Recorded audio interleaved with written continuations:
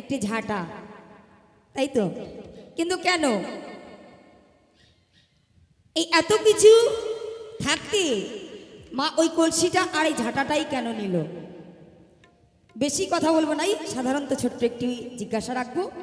কেননা যেহেতু আমরা মায়ের পুজো উপলক্ষে এত সুন্দর অনুষ্ঠান দেখছি, তো কেন মা হাতে ঝাঁটা নিয়েছিল? হাতে হাতে ঝাঁটা নিয়ে কি শিক্ষা দিল জীবকে? আর এই মা, অনেক মায়ের পুজো করি আমরা, কালী মা, দুর্গা মা, অনেক ধরনের মা, তাই না? কিন্তু এই শীতলা মা, এই শীতলা মা যে আমরা দেখতে পাই, এই মায়ের সর্বপ্রথম উৎপত্তি কোথা থেকে? এই তিনটি জিজ্ঞাসা ছোট ছোট, তো জিজ্ঞাসা রেখে চলে যাব। কেননা আবার আসবেন সেই আপনাদের আকর্ষণীয় সেই শিশু শিল্পী।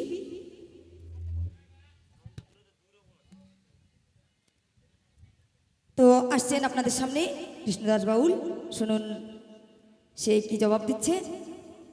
যদি সময় থাকে তবে দেখা যাবে, আবার আসবো হয়তো। তো তার আগে শুনে নেব আমরা এই যে জিজ্ঞাসাগুলো করেছি, এই জিজ্ঞাসার জবাব কে দিচ্ছে।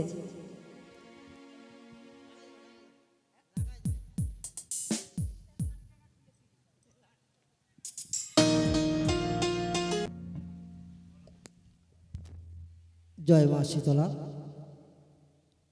তো জয় গুরু জয়। দেখতে দেখতে রাত্রি কিন্তু অনেক হয়ে গেল মা, কারণ ভগবান দুটো জিনিস নিয়ে আমাদের এই পৃথিবীটা তৈরি করলো। দুই কি বলেন তো? আমরা জন্ম নেই আর মৃত্যু হয়, নাকি বাবা? মানে জন্ম নেই আর মৃত্যু হয়, দুই নিয়ে আসি আর যাই, দুই নিয়ে নারী আর পুরুষ, দুই নিয়ে ভালো আর মন্দ, দুই নিয়ে দিন আর রাত্রি, দুই নিয়ে অন্ধকার কালো, দুই নিয়ে ফর্সা কালো, দুই নিয়ে এই প্রত্যেকটা জিনিসের পিছনে দুই আছে। তাই ভগবান চিন্তা করলো আমাদের পৃথিবীর নামটা দিতে হবে দুনিয়া, মানে দুই নিয়া সব কিছু, তাই পৃথিবীর নাম হবে দুনিয়া, নাকি? এটার নাম কি দুনিয়া না? কারণ জন্ম নেই আর মৃত্যু হই, গরিব হই আর বড়লোক হই, ভালো আর মন্দ হই, ইত্যাদি নিয়ে দুনিয়া। তাই আমাদের পৃথিবীটা হলো দুনিয়া। ভগবান করুণাময়। জয় গুরু জয়। তো বাউল গান আমি করে থাকি বিভিন্ন জায়গায়, তর্জামূলক গান। যেহেতু আমার ছোট্ট শিষ্য ছেলে, ওটা আমার কিন্তু নিজের ছেলে নয়, আমার ছাত্র ছেলে।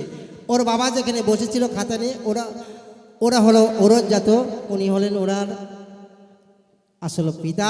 আমি কিন্তু ওই শিশুটার গানের গুরু আর কি। যে জয়গুরু, সবাই আশীর্বাদ করবেন। আমার কোনো ক্ষমতা নাই, ওর নিজের ইচ্ছাতেই ও ভালো হয়েছে। মানে কাঁটা যখন তো গাছে ফোটে তখন কাঁটার মুখ জোকা হয়ে ওঠে, নাকি? হরিবাল, এভাবেই হয়েছে। তো জয়গুরু জয়। যেহেতু মায়ের পূজা হয়েছে এখানে, সেখানে সেই বিষয়ে কিছু আলোচনা করার দরকার।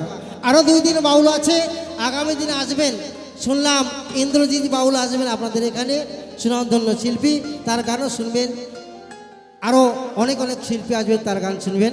তো জয়গুরু, আমাদের ক্ষুদ্র অনুষ্ঠান আজকে প্রথম দিন, তাই চলাবা বলার মাঝে অসংখ্য ভুল ত্রুটি হবে। আপনারা আমাদের ভুলগুলো আপনাদের চরণে ফুল মনে করে ক্ষমা সুন্দর চেয়ে দেখবেন। এখন গান শোনালেন আমাদের মালদা ডিস্ট্রিক্টের সুনামধনী সুকন্ঠী গায়িকা আমাদের পূর্ণিমা দেশী। কিছু কথা বলেছে, যেহেতু দীর্ঘদিন পরে এখানে মায়ের পূজা হয়েছে, নাকি? তো মা সম্পর্কে বিভিন্ন রকমকে জানা দরকার। যেমন দুর্গার সম্পর্কে আমরা জানি, কালী সম্পর্কে আমরা জানি, লক্ষ্মী সম্পর্কে আমরা জানি, সরস্বতী সম্পর্কে আমরা জানি, কিন্তু এই মা শীতলাকে এই পূজা করলে কি হয়, নাকি? পূজাটা কোন দিন থেকে শুরু হলো এবং মা কোন দিন থেকে আমাদের এই ধরাধামে প্রকাশ পেল, সেই জায়গায় জিজ্ঞাসা করেছে। যে যদিও মা আমি ক্ষুদ্র শিল্পী, দেখতে পাচ্ছেন আমি কিন্তু কিছু জানি না, তো যতটুকু শুনেছি আমি যতটুকুই আলোচনা করব। যদি আপনাদের কিছু কাজে লাগে অবশ্যই শুনবেন। জয়গুরু জয়। সময় বেশি দেবো না, আবার শিশু শিল্পী আসবে আপনাদের কিছু মনোরঞ্জনের জন্য গান পরিবেশন করবেন। জয়গুরু।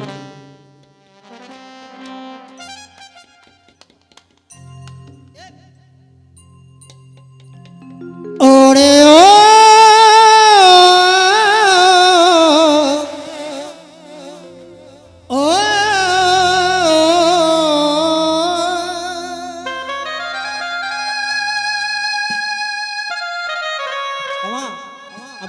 হয়েছে নাকি? আচ্ছা বলুন তো, মানুষ কত বছর সাধনা করেছি? 84 লক্ষ সাধনা করার পরে মানুষ জনম ভগবান দিয়েছে কৃপা করে নাকি। যেমন একটা শিশু 1 থেকে 10 বছর পাস করার পরে মাধ্যমিকে বসতে পারে, সার্টিফিকেট সরকার দেয়, তাই না? তবে আমরাও 84 লক্ষ বছর সাধন করার পরে এই মানুষ জনমটা পেয়েছি ধারণ করে, তারপরে ভালো কর্ম করেছি নাকি। যদি না কর্ম করতাম তাহলে মানুষ হতাম না। তাই মানুষ হলো সর্বশ্রেষ্ঠ জীবের, ভগবানের যত সৃষ্টি আছে তার মধ্যে আমরা হলো সর্বশ্রেষ্ঠ। তাহলে যদি সর্বশ্রেষ্ঠ মানুষ হয়, কর্মটাও শ্রেষ্ঠ হওয়া দরকার নাকি মা? হরিবাল হরিবাল। কারণ গরু, পশু পাখি ইত্যাদি তাদের জন্ম আছে, কিন্তু কর্মটা তাদেরও আছে, কিন্তু শ্রেষ্ঠ নয়। একমাত্র মানুষ হলো শ্রেষ্ঠ। ভগবানও চেষ্টা করে, দেবতারাও চেষ্টা করে মানুষ আকার ধারণ করতে, কারণ মানুষ যত সুন্দরভাবে ভগবানকে রাখতে পারে, এত সুন্দরভাবে কোনো জীবজন্তু ভগবানকে ডাকতে পারে না। সেইখানে দাঁড়িয়ে একটি সুন্দর গান, তাই কি বলেন? ওরে ও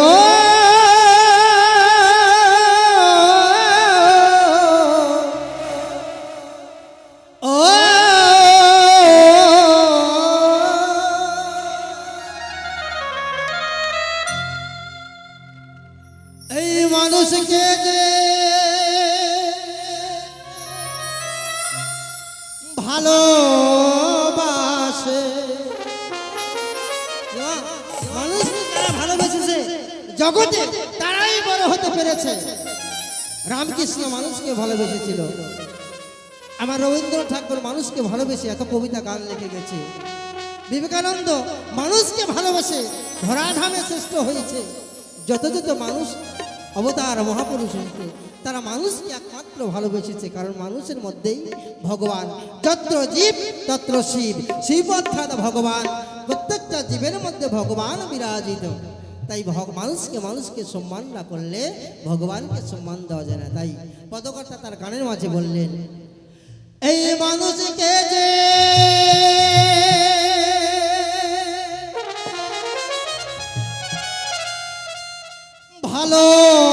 ভালোবাসে জগতে বড় ভালো ভাগ্যতা। মাসি চলে যাচ্ছ মাসি, এটা হলো কলির যুগ। ভালো জিনিসের দাম খুব কম। দুধ এখনো 30 টাকা কিলো পাওয়া যায়, তাই না?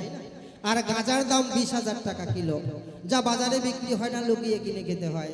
মদের দাম 1 লিটার মদের দাম না হলেও 10,000 টাকা কিলো, যা সরাসরি বিক্রি হয় না, সরকারের নির্দেশ, কিন্তু তবুও তার দাম বেশি। কিন্তু এটা কলির যুগ, আমাদের কিছু করার নাই।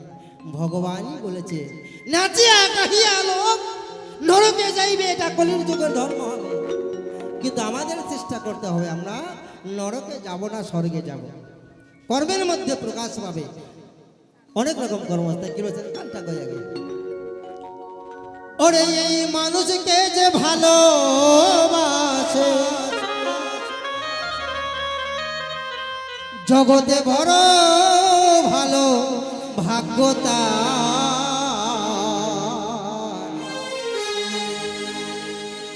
আর সাধনা হইতেছে তার, সাধনা হইতেছে তার।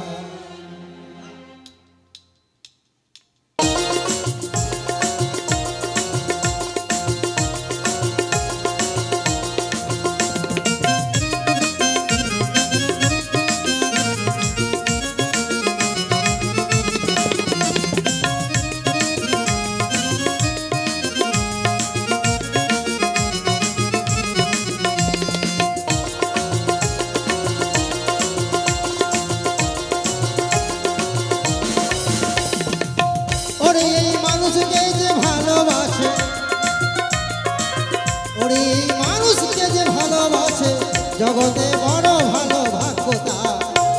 সাধনা হইতেছে তার, সাধনা হইতেছে তার, বড় সাধনা হইতেছে তার, সাধনা হইতেছে তার। জয় জয় মা শীতলা প্রীতি একেবারে হরিবলা হরিবলা।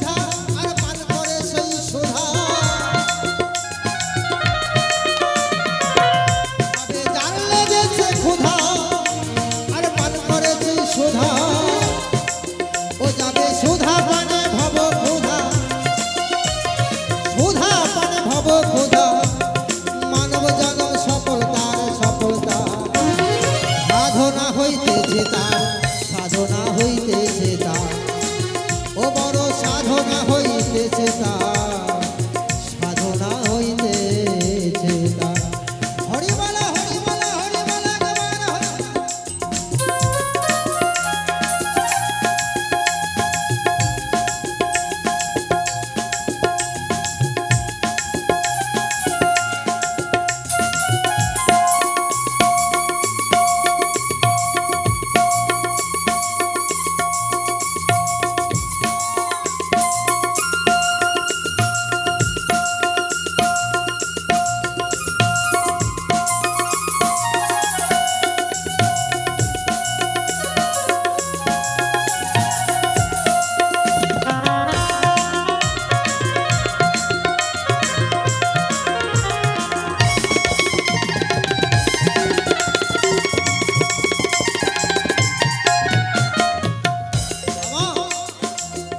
আমরা চারিদিকে তাকিয়ে দেখি,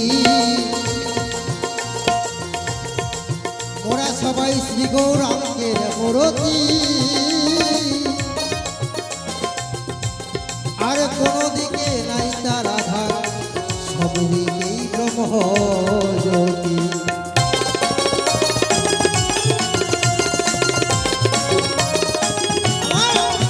আমরা ভগবান শ্রী গৌরাঙ্গ থেকে কোনো অংশ কম আছে কি? সব কিছু দেখতে ভগবান গৌরাঙ্গ মহাপ্রভুর মতো, কিন্তু আমাদের মাঝে অনেক কিছু নাই। যেমন ভগবানের চৈতন্য শক্তি আছে, আমাদের নাই। ভগবান আগম নিগমের খবর বলতে পারে, আমরা জন্ম মৃত্যুর খবর বলতে পারি না। জন্ম নিয়েছি, বেঁচে আছি, এটা নট গ্যারান্টি। কি বেঁচে আছি, কি করে বেঁচে আছি বলতে পারবো? পারি না। কিন্তু মরে যাবো, এটা 100% গ্যারান্টি, সবাই জানে। কিন্তু মরে যাব, এটা কেউ স্বীকার করতে চায় না যে আমরা একদিন মারা যাব।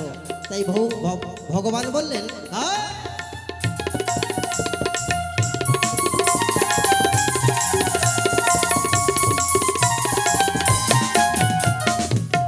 মোরা চারিদিকে তাকিয়ে দেখি,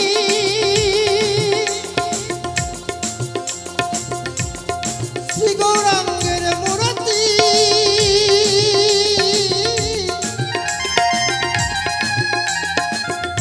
আর কোনো দিকে নাই তার আধার, সব দিকেই ব্রহ্ম জ্যোতি।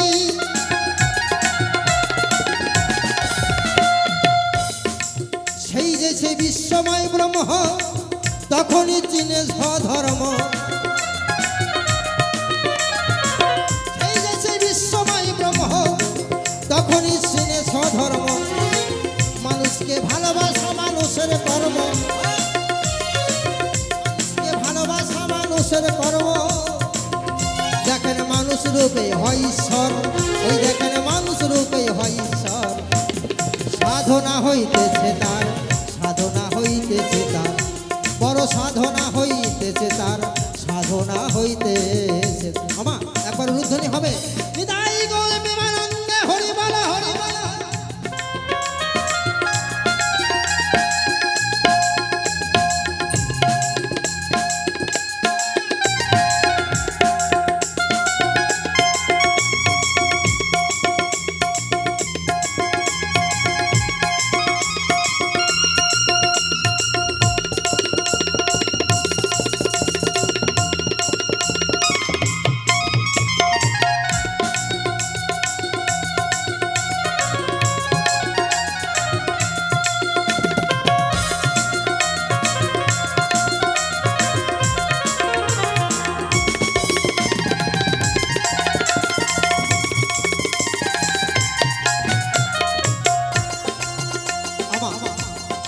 তাহলে আমরা পৃথিবীতে মানুষ হয়েছি 84 লক্ষ জনই ভ্রমণ করেছি নাকি মা?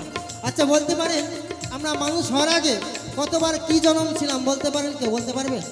পারবেন মা? পারবেন কেউ? যে মানুষ হওয়ার আগে কতবার গরু ছিলাম, কতবার পশু ছিলাম, কতবার ছাগল ছিলাম, কতবার মুরগি ছিলাম, কতবার হাঁস ছিলাম, কতবার মাছ ছিলাম, কতবার কীট পতঙ্গ ছিলাম, বলতে পারবেন? পারবেন না। কেন পারবেন না? কারণ আমাদের চৈতন্য জ্ঞানটা নাই। ভগবানের চৈতন্য জ্ঞান আছে, তিনি আগে পিছে সব খবর বলতে পারে। মানুষ হলো মায়াময় বদ্ধ জীব, মায়ার মধ্যে যারা আছে তাদের পিছনের কথা মনে পড়ে না। আর যারা কৃষ্ণ সেবায় নিয়ে যদি আছে, কৃষ্ণ হলো জ্যোতির্ময়, মায়া হলো অন্ধকার, সংসার হলো মায়া, আমরা সংসারে জীব, তাই আমরা পাছের কথা মনে করতে পারি না, কি পারি না? কারণ 30 লক্ষ বৃক্ষ জনম হয়েছে আমার, আর 20 লক্ষ পশু জনম আমার ধরার পর, আর 9 লক্ষ বার অবতার এইভাবে পরে, আর 11 লক্ষ বার কীট পতঙ্গ আমার হয়েছে বারে বারে,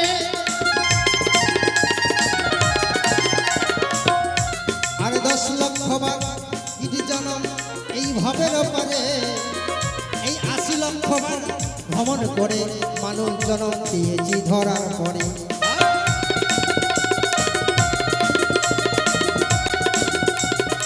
কি বুঝলেন? 80 লক্ষ বার কীট পতঙ্গ জীব জন্তু হয়েছি, কিন্তু 4 লক্ষ বার মানুষ হয়েছি, 2 লক্ষ বার অসমাপ্ত মানুষ। কোন মানুষ দেখবেন কথা বলতে পারে না, তাই না? কোনো মানুষ হাঁটতে পারে না, কোনো মানুষের হাত নাই, কোনো মানুষ কানে শোনে না, কোনো মানুষ কথা বলতে পারে না, এরা হলো অসমাপ্ত মানুষ নাকি? এরা হলো 2 লক্ষ বার, আর 2 লক্ষ বার পূর্ণ এই মানুষ অবদান যা আমাকে ভগবান দিয়েছে, সব কিছু হাত পড়তে সব কিছু দিয়েছে, আমরা হলেন পূর্ণ মানুষ হয়েছি, তাই কৃপা করে ভগবান দিয়েছে আমাদের ধরার পরে এই মানুষ জন্ম। তাহলে ভগবানকে একটা প্রণাম জানাতে পারি নাকি? ও প্রভু, তুমি কৃপাময়, কৃপা করে আমাকে পাঠিয়েছ। হৃদয় গৌরানন্দ হরি বল, হরি বল।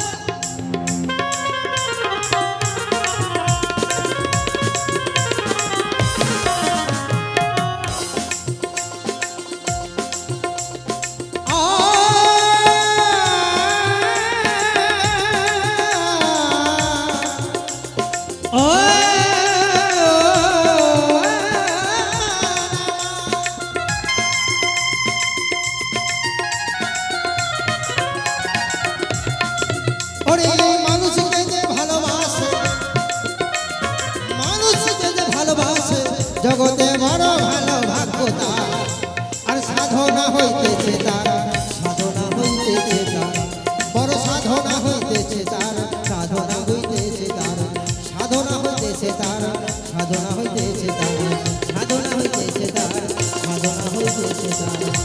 ওরে ও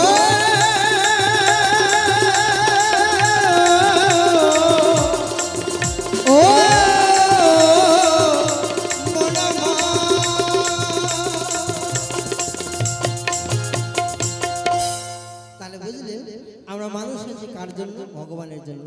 এইবার কথা হলো আমাদের আরাধ্য দেবতা যিনি মা শীতলা মা, তিনি এই শীতলা মা কোন দিন থেকে ধরাধামে পূজিত হলো? আমার জানা আছে? জানে? শীতলা মা পূজা করলে কি হয়? কেন এই শীতলা মায়ের মধ্যে এত জাগ্রত? কারণ বাউল গান হলো বিভিন্ন রকমের শাস্ত্র গ্রন্থ থেকে সূক্ষ্ম সূক্ষ্ম জিনিসগুলো তুলে ধরা, এটা বাউলের কর্তব্য। কারণ বাউল সূক্ষ্ম জিনিসগুলো জানাতে দেয়, একমাত্র বাউলের মধ্যে পাওয়া যায় সমস্ত কিছু সূক্ষ্ম জিনিসগুলো। আমার বলবো কি? বলবো না? বলবো না? তো এখন তো গান অনেক রকম হয়েছে, এই গেলে গান আর ভালো লাগে না, কারণ এখন গান কি হয়ে যায়, বাদাম বাদাম বুবু কাচ্চা বাদাম, আমার কাছে নাই বুবু বাচ্চা বাদাম, এলা গাবো? গাইবে? হ্যাঁ, আরো গান আছে, ওটুনির মা টোটুনি কথা শোনে না, এগুলো বর্তমান যুগের গান আমরা জানি, সেগুলো পরে 2-1টি গান গাওয়া হবে, জয়ন্ত ভাই আসবে গান শোনাবে। তো এখন কথা হলো, যেহেতু মা শীতলা কথার উপর হয়েছে, সেই বিষয়ে আমাদের কিছু জানা দরকার। কারণ আমরা শত শত বছর ধরে মায়ের পুজোটা করতে এসেছি এই ধরাধামে। তাহলে মায়ের পূজা করলে কি হয়? এক একটা দেবতার কিন্তু এক রকম নামা, দেখবেন গৌরীতে এরকম হাত তুলে থাকে, তাই না? ভগবান শ্রীকৃষ্ণ এরকম বাঁশি নিয়ে থাকে, আবার মা কালী 4 হাত এরকম থাকে, ইত্যাদি দেবীতা এক একটা দেবী এক রকম থাকে। তাহলে মা শীতলাকে, মা শীতলার হাতে এক হাতে কলসি আছে, এক হাতে একটা ঝাড়ু আছে। ও মা, ঝাড়ু দেখলে আমাদের নাকি অমঙ্গল হয়, তাই না? ঝাড়ু দেখলে দেখবেন একটা কীর্তনে বেরিয়েছে প্রদীপ পাল। প্রদীপ পাল বলে, মা ঝাড়ুটা রান্নাঘরে রাখবে না, ঝাড়ুটা সকালবেলা দেখবে না, ঝাড়ুটা মন্দিরে পিছনে রাখবে, সামনে রাখবে না, এটা ঝাড়ু বেচার ব্যবসা। তো ঝাড়ুটা যদি এতই অমঙ্গল হয় তাহলে মায়ের হাতে ঝাড়ু কেন? মা শীতলার হাতে ঝাড়ু কেন? ঝাড়ু যদি অমঙ্গল হয় আমরা মাকে পূজা করবো কেন? আস্তে আস্তে সব কিছু বলবো। তো আমাদের গান ভালো লাগছে না? না লাগছে, সত্যি ভালো লাগছে। এত কষ্ট করে গান গেছে, তো একটা টাকা তো দিলেন না। না দিলেন আমার ছেলেকে দিবেন, ছেলে বড় হয়ে আপনাদের অনেক গান শুনবে। আমরা তো বুড়ো হয়ে গেছি, দুদিন পরে ফটো তুলবো নাকি। হরিভালো হরিভালো। তো বাউল গান কিন্তু এরকম পর্যা গান হয়ে থাকে, আগামী দিন থেকে শুনবেন ভালো গান। তো কি বলেছে? মায়ের সম্পর্কে কিছু বলেছে, আমি অবশ্যই যতটুকু জানি তুলে ধরবো। এটা আমাদের কর্তব্য। সনাতন ধর্মের খুঁটিনাটি যদি তুলে ধরা না যায়, আমার সনাতন ধর্মের বিশ্বের মধ্যে একমাত্র সনাতন ধর্ম শ্রেষ্ঠ। এই বলেন তো, সত্য, ত্রেতা, দ্বাপর, কলি, 4 যুগে আমাদের সনাতন ধর্মে লেখা আছে। অন্য কোন ধর্মে আছে? আছে মা? আছে নাই? বলতে পারবে না কোনো বেটা যে আমাদের ধর্মে 4টা যুগ আছে। সত্য যুগ, ত্রেতা যুগ, দ্বাপর যুগ, কলির যুগ। তাহলে আমাদের কলির যুগ নাকি মা? কলির যুগের বয়স কত বলেন তো মা? বাবা, কলির যুগের বয়স কত? আপনারা সবাই তো হিন্দু মানুষ, সনাতন ধর্ম, বলেন তো কলির যুগের বয়স কত? পারবেন কেউ? পারবেন না। এখন যদি আপনাদের ইসলাম ধর্মের কোনো ভাই এসে বলে, আচ্ছা তোমাদের কলির যুগ বলো, কলির যুগের বয়স কত? একটা বার্থ সার্টিফিকেট আছে, আছে তো নাকি? কেউ বলতে পারবেন না। শুনে যান, লিখে নেন। কলির যুগের বয়স হলো 4,32,000 বছর। তাহলে কত বছর চলে গেল? মাত্র 4,223 বছর 97 দিন শেষ। আরো বহুদিন বাকি আছে। কলি ধ্বংস তাড়াতাড়ি হবে না। কিছুদিন আগে 2012 সালে একটা গজব উঠেছিল যে 12 সালে কলিযুগ ধ্বংস হয়ে যাবে। কে কাকে বিয়ে করে আর কে কাকে ভালো মন্দ খাওয়ায়, ওরেই তো যাবো। সেই যুগ চলে গেছে, কলিযুগ মরবে না। সনাতন ধর্ম বলল ভারতবর্ষের মধ্যে যতদিন মহামান এই হরিনাম আছে ততদিন পৃথিবী ধ্বংস হতে পারে না, পারে না, পারে না। একমাত্র টিকিয়ে রাখবে পৃথিবীকে সনাতন ধর্মে। তাই আমরা সেই ধর্মের মানুষ। আমরা গৌরব করে বলতে পারি আমরা হিন্দু ধর্ম পালন করি, আমরা সনাতন ধর্ম পালন করি। সত্যযুগের বয়স কত বলেন তো মা? নারায়ণ যখন ছিল সত্যযুগের বয়স 17,28,000 বছর ছিল সত্যযুগের বয়স। ত্রেতা যুগের বয়স 12,96,000 বছর ছিল। ভগবান শ্রীকৃষ্ণ যুগে ছিলেন দ্বাপর যুগ, 8,64,000 বছর ছিল। কলিযুগে ভগবান আসছে 4,32,000 বছর নিয়ে। বলেন কোন ব্যাখ্যা বলতে পারবে কোন ধর্মের? পারবে না, কারণ এইগুলো লেখাই নাই কোনো ধর্মে। তাই আমরা সেই ধর্ম পালন করি যেই ধর্মের সূক্ষ্ম সূক্ষ্ম কথাগুলো তুলে ধরা আছে, যেগুলো আর কথা নাই। কথা বলতে অনেক আছে, যে কথা বলবো না। এবার যেটুকু কথা জিজ্ঞাসা করে সেইটুকু কথাই আমি তুলে দেবো। হরি বল হরি।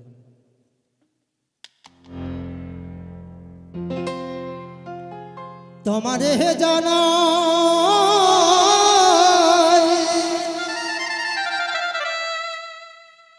এই সনাতন ধর্মের খুঁটিনাটি তুমি বুঝতে পারবে না রে। 4 যুগের সার সনাতন ধর্ম রে বন্ধু।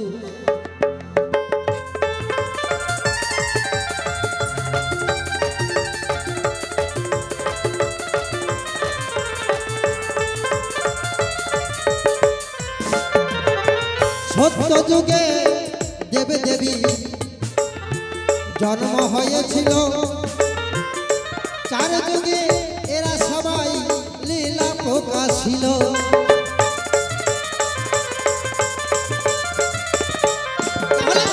যত সব দেবে দেবী এরা সব সত্য যুগে জন্ম হয়েছিল। আর সৃষ্টির দেবতা ব্রহ্মা যিনি শাস্ত্রে শুনতে পাই, তাহার কিছু কথাই আমি তুলে ধরতে চাই।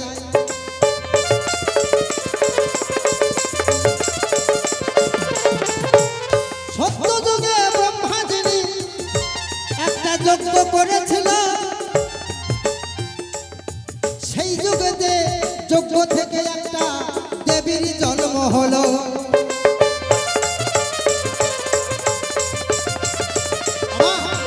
যিনি সৃষ্টিকর্তা ব্রহ্মা গোলকে বসে বসে একদিন একটা যজ্ঞ করলো, তাই সেই যজ্ঞের কথাই আমি তুলে ধরতে চাই।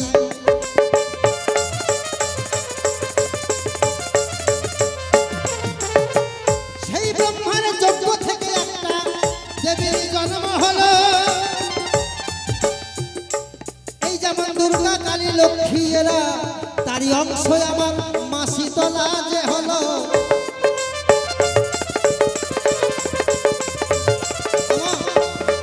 এই শীতলা হলো সাত বোন নাকি, যার গায়ে শীতলা মায়ের বর আছে দেখবেন পক্স বেদিটা নাকি। আগেকার দিনে পক্স বেদিতে অনেক মানুষ মারা যেত, কারণ মায়ের ভর এসেছে বলে, দেখি এখনো প্রমাণ আছে, মানে মায়ের ভর করেছে। শোনো শোনো অগবন্ধু, তোমার শীতলার পূজা হলো না, মা দেখিতে পাইল চালার মনের বেদনা।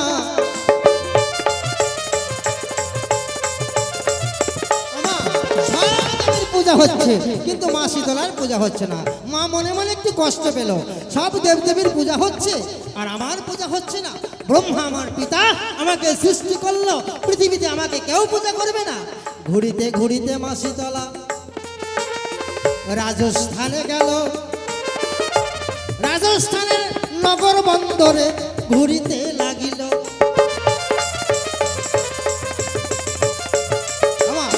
ঘুরিতে ঘুরিতে যখন মা শীতলা ওই রাজস্থানে যায়, হঠাৎ একটি তিনতলা বাড়ির নিচ দিয়ে হাঁটিয়া বেড়ায়।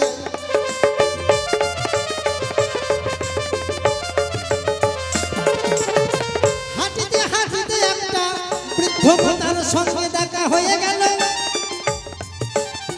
বৃদ্ধ মাতাকে সকল কথা বলিতে লাগিল।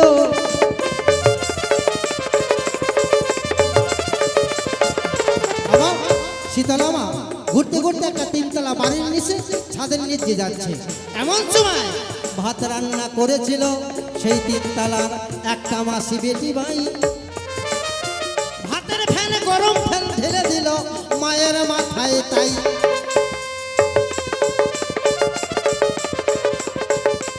আমার যদি গরম ফ্যান কারো গায়ের উপরে পড়ে কি হতে পারে? জ্বলে পড়ে গেল মাথা, ফুসকা পড়ল সর্ব অঙ্গে। তাই জ্বালাই জ্বলন জল জ্বলিতে পড়িতে তখন চিৎকার করতে চাই। মায়ের সর্বঙ্গে ফুসকা পড়ে জ্বলিতে লাগিল। চিৎকার করে ডাকিয়া কাহুকে খুঁজিয়া না পেল।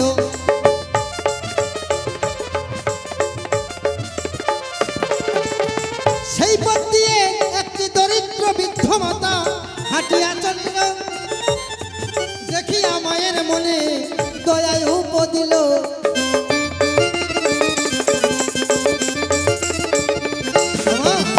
কেউ যখন মাতা শীতলাকে আশীর্বাদ করলো না, পূজা করলো না, তখন যখন গরম ফ্যান গায়ে ঢেলে দিল ওই রাজবাড়ি থেকে, তখন মায়ের গায়ে বড় বড় ফুসকা পড়ে গেল।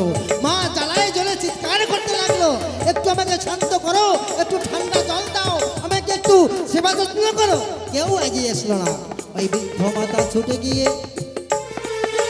শীতলা মাকে দেখতে পেল। জড়িয়ে ধরে মাকে তখন কোলে টেনে নিল।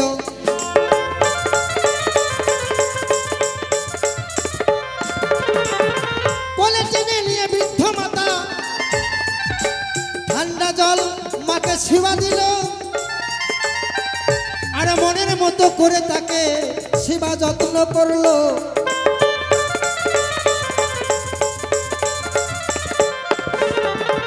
বৃদ্ধ মাতার সেবায় শীতলা মা বড় সন্তুষ্টি হইল। দুহাত ভরে সেই মাকে আশীর্বাদ করিল। বলো মা, তুমি যে আমাকে উপকার করেছো, এই উপকারের কথা আমি ভুলতে পারবো না। তবে মা, তোমাকে কথা দিলাম, তুমি আমার একটা মূর্তি করে তুমি আমার পূজা করবে জগৎ মাঝারে। তোমাকে আমি আশীর্বাদ করব, তোমার সংসার আস্তে আস্তে ভালো হবে। তবে একটা কথা নাও, আজ থেকে যে আমাকে গরম ভাতের মান দিয়েছে, আমি জগৎবাসীকে অভিশাপ করলাম, আজ থেকে এই ফুসকা সবার গায়ে পড়বে। বসন্তকাল আসলে পরে যখন গরম বায়ু হবে, সবার গায়ে বসন্ত রোগ দেখা তখন দিবে। কি, তাই তো? ওই বসন্ত রোগ হলে পরে ওমাগো আমার কথা না, কোনো ডাক্তার ওঝাবদ্ধ ভালো করতে পারবে না। শোনো আমার কথা নাও, আমার পূজা করে তোমরা মানতি করিবে, তোমার বসন্ত রোগ পক্ষ রোগ ভালো হয়ে যাবে। সেই দিন থেকে মায়ের পূজা শুরু হয়ে গেল। চাঁদ বদমে সবাই বলে মা শীতলা শীতলা বলো, হরিবল মা শীতলা, হরিবল হরিবল। তবে আর একটি কথা আমি শুনতে পাই, মায়ের এক হাতে ঠান্ডা জলের কলস আর এক হাতে ঝাঁটু দেখতে পাই। কি মা? তাহলে মায়ের হাতে এক হাতে একটা ঠান্ডা জলের কলস আর এক হাতে একটা ঝাড়ু, এই ঝাড়ু দিয়ে কি হয়? মা বোঝাতে চেয়েছে যখন এই বসন্ত রোগ আসিবে তোমাদের, আমি বলতে চাই ঠান্ডা ঠান্ডা খাওয়া খাবে সবাকে জানাই। কি, এই দিনে পান্তা ভাত খেতে হয়, মায়ের শীতলার দিনে পান্তা ভাত খেতে হয়। কি হয় কিনা? হয় না? মায়ের পূজার দিনে পান্তা ভাত খেতে হয়, আর জলের কলস ঠান্ডা জল মায়ের হাতে। মা বলছে যখন তোমাদের রোগ হবে ঠান্ডা জায়গায় রাখবে, ঠান্ডা খাবার খাবে, ঠান্ডা জলে চান করবে। আর ঝাড়ুটা কেন? ঝাড়ু দিয়ে মা যখন ঝাড়ু দিয়ে আমরা কি করি? সমস্ত নোংরা জড়ো করে বাড়ির দূরে ফেলে দেয়, তাই না? বাড়িটা ঝাড়ু দিয়ে নোংরাগুলো এক জায়গায় দূরে ফেলে দেয়। তাই মা তখনও ঝাড়ু হাতে নিয়ে জগৎবাসী কল্যাণ করার তরে বসন্ত রোগ ঝাড়ু দিয়ে জড়ো করে করে, ঝাড়ু দিয়ে এই সমস্ত রোগ ব্যাধি মা দূরে ফেলে দেয়। সেই দিন থেকে মায়ের পূজা হইল ধরায়।